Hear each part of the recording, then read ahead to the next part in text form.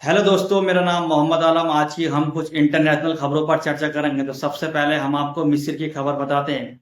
मिस्र ने सेनाई में 40,000 सैनिक तैनात कर दिए हैं। जो अब्राहम समझौता हुआ था इजराइल और मिस्र के बीच में, उसमें सिर्फ 22,000 सैनिक ही तैनात कर सकता था। तो इसलिए मिस्र ने 40,000 सैनिक तैनात किए थे। जो अब्राहम समझौता हुआ था 1979 में, सिर्फ 22,000 सैनिक ही अपने तैनात कर सकता है सेनाई में। अब मिस्र ने 40,000 सैनिक तैनात किए हैं। मिस्र ने सेनाई में 40,000 सैनिक तैनात किए हैं, जो 1979 की शांति संधि के तहत 22,000 सैनिकों में से लगभग 2 गुना है। मिस्र का कहना है कि ये कदम इजराइल द्वारा गाजा से फिलिस्तीनियों को बाहर निकालने जाने की स्थिति में उसकी बड़ी संख्या में घुसपैठ को रोकने के लिए ये कदम 40,000 सैनिकों का उठाया गया। 40,000 सैनिक सेनाई में तैनात किए मिस्र ने। अमेरिका के राष्ट्रपति की तरफ से एक ट्वीट आया, हमास से कहो कि तुरंत सभी 20 बंधकों को वापस कर दे और चीजें तेजी से बदल जाएंगी। ये सब खत्म हो जाएगा। 20 बंधकों को अमेरिका के डोनाल्ड ट्रंप की तरफ से कहा गया, जो हमास की कैद में इजराइल के 20 बंधक, उन्हें रिहा कर दो। इजराइल के फाइनेंस मिनिस्टर की तरफ से एक मानचित्र दिखाया गया।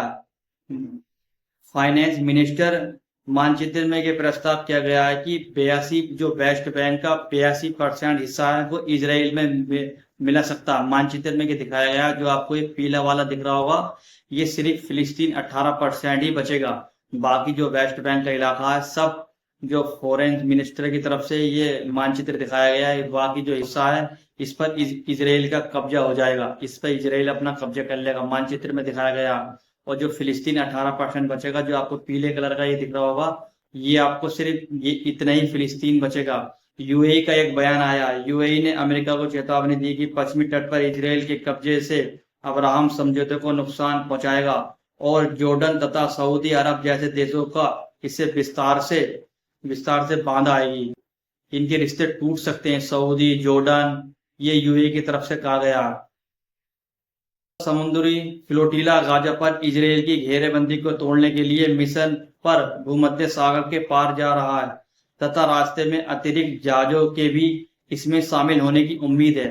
जो ये आपको फ्लोटिला गाजा के लिए रवाना हुआ है, जो जा रहा है जहाज, इसमें कुछ अन्य देशों की भी शामिल होने की खबर है। ट्यूनेशिया में अंतर्राष्ट्रीय स्वयंसेवक ग्लोबल समुद्र फ्लोटिला में शामिल होने की तैयारी कर रहे हैं, जिसका उद्देश्य मानवीय सहायता पहुंचाना और गाजा का घेराबंदी को तोड़ना।